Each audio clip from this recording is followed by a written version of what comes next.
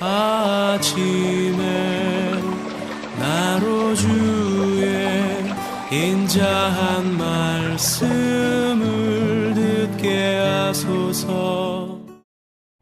성도 여러분 안녕하세요. 수요일입니다.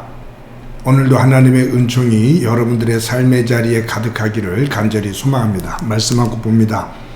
욥기 10장 6절부터 12절까지의 말씀을 제가 봉독해 드립니다. 나의 허물을 찾으시며 나의 죄를 들추어내시나이까. 주께서는 내가 악하지 않은 줄 아시나이다. 주의 손에서 나를 벗어나게 할 자도 없나이다. 주의 손으로 나를 빚으셨으며 만드셨는데 이제 나를 멸하시나이다. 기억하옵소서. 주께서 내 몸 지으시기를 흙을 뭉치들 하셨거늘 다시 나를 티끌로 돌려보내려 하시나이까. 주께서 나를 젖과 같이 쏟으셨으며 엉긴 젖처럼 엉기게 하지 아니하셨나이까. 피부와 살을 내게 입히시며 뼈와 힘줄로 나를 엮으시고 생명과 은혜를 내게 주시고 나를 보살핌으로 내 영을 지키셨나이다. 아멘. 어느 한 사람이 매일매일 하나님 말씀을 한 구절씩 읽고 그 말씀을 중심으로 살겠다고 다짐을 합니다. 그래서 아침에 성경을 양손으로 잡고 눈을 감은 다음에 그냥 한 곳을 탁 펼쳐서 처음 눈에 들어오는 그 말씀을 오늘 나의 말씀으로 그렇게 여기면서 신앙생활을 합니다. 그런데 하루는 눈을 감고서 성경을 잡고 한 곳을 펼쳤는데 그 눈에 어느 말씀이 들어왔냐 하면 마태복음 27장 5절 말씀이에요. 이렇게 기록되어 있어요. 유다가 은을 성소에 던져놓고 물러가서 스스로 목매어 죽은지라. 이 사람이 이 말씀을 읽고 나서 깜짝 놀라서 이건 아니다 싶어서 얼른 말씀을 덮어요. 그리고 다시 말씀으로 한 곳을 폈습니다. 그런데 말씀이 어디가 펴졌냐 하면 누가복음 10장 37절 말씀인데 이렇게 기록되어 있어요. 예수께서 이르시되 가서 너도 이와 같이 하라 하시니라. 또 깜짝 놀랍니다. 그러면서 말씀을 얼른 덮고서 다시 눈을 감고 말씀을 한 곳을 펼쳐요. 그런데 그 눈에 들어온 첫 번째 말씀이 요한복음 13장 27절 말씀입니다. 거기에는 이렇게 기록되어 있어요. 내가 하는 일을 속히 하라 하시니. 누군가 웃자고 하는 얘기지만 우리가 하나님의 말씀을 대할 때 이와 같은 모습으로 말씀을 대할 때가 참 많습니다. 하나님 말씀을 전체를 읽고 그 전체 말씀 속에서 주고자 하시는 교훈이 무언지 그것을 깨닫고 삶에 적용시키기보다 내가 좋아하는 성경 구절, 한 구절, 은혜스러운 사건, 그것만을 기억하고 그것을 나에게 주시는 하나님의 말씀으로만 여기려고 하는 그런 부분이 있어요. 그것은 말씀을 받아들이는 우리의 모습만이 아니라 우리의 믿음의 내용도 바로 그러한 부분적인 내가 원하는 것을 중심으로 해서 하나님을 믿고 싶어하는 그러한 속성이 있다 그 말이에요. 여러분 욥기 말씀을 읽으면서 지금 우리 큐티 하잖아요. 큐티를 하면서 이 욥기 말씀이 그렇게 쉬운 말씀이 아니에요. 왜냐하면 내용을 쭉 읽어 내려가는 것은 그렇게 어렵지를 않은데 이 말씀을 이 생명의 말씀, 이 내용에 따라서 이 본문을 가지고서 큐티를 계속 이어나간다는 것이 쉽지 않은 이유는 내용이 계속해서 똑같은 내용이 반복되어지는 그런 흐름이거든요. 그렇게 되다 보면 이 말씀을 중심으로 큐티를 이끌어가기가 사실은 쉽지를 않습니다. 그렇지만 우리에게 매일 주시는 그 말씀 속에서 한 부분 속에서 주제를 가지고 이 말씀을 가지고 우리가 묵상하기를 원하는 거죠.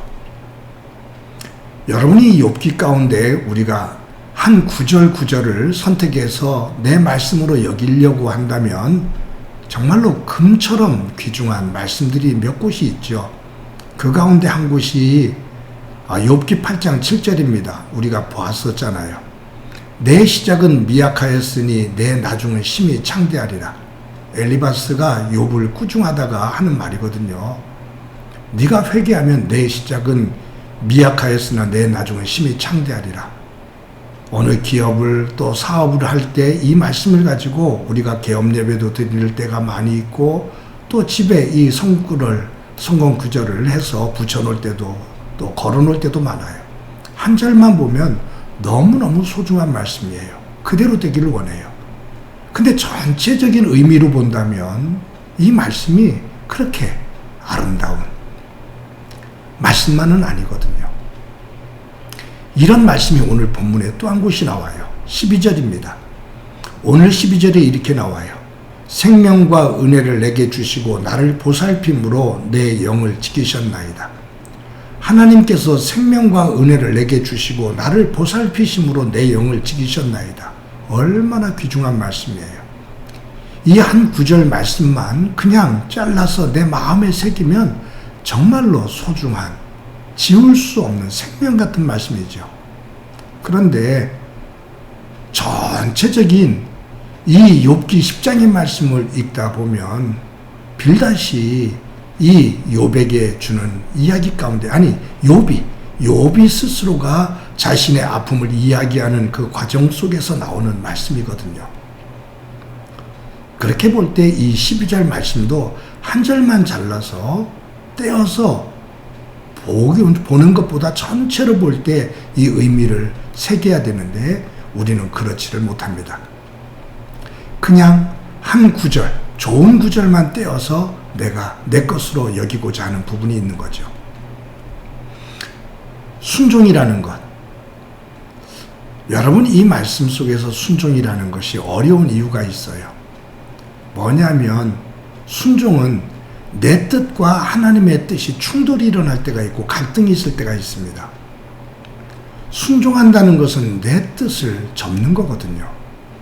내 생각을 접고 하나님의 생각과 하나님의 뜻 앞에 무릎을 꿇고 따르는 거거든요. 누구든지 믿음 안에서 내 뜻을 관철시키고 싶고 내가 원하는 것을 얻고 싶어 해요. 그것을 하나님 뜻을 중심으로 해서 내려놓는다는 것은 쉽지를 않습니다. 그래서 순종은 참 어려운 겁니다. 순종의 자리에 이르기까지 많은 갈등과 고민이 있습니다. 아픔도 있고요. 그 영성가 리처드 포스트죠. 그 사람이 한 말 가운데 이런 말이 있어요.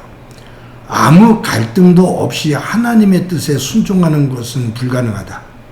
순종의 기도에는 반드시 갈등과 고민이 따르기 마련이다. 여러분, 믿음이 그래요. 믿음은 어찌 보면 갈등과 고민의 연속입니다.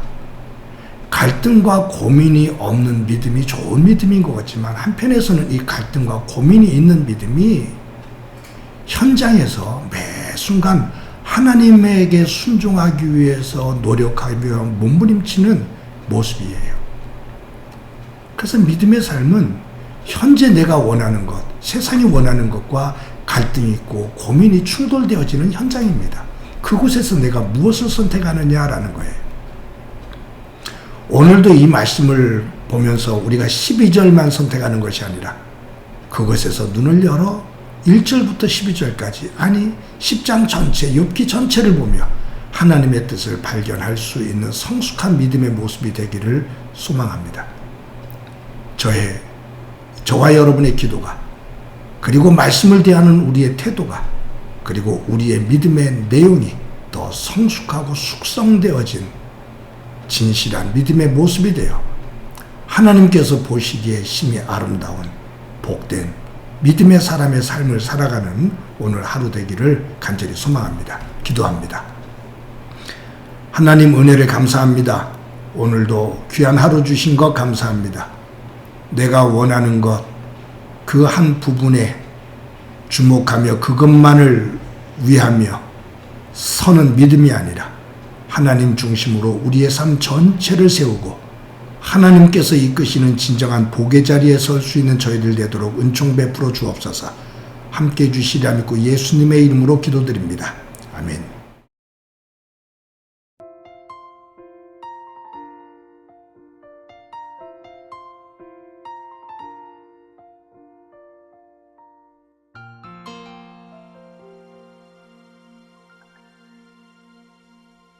주님과 함께하는 이 고요한 시간, 주님의 보좌 앞에 내 마음을 쏟네.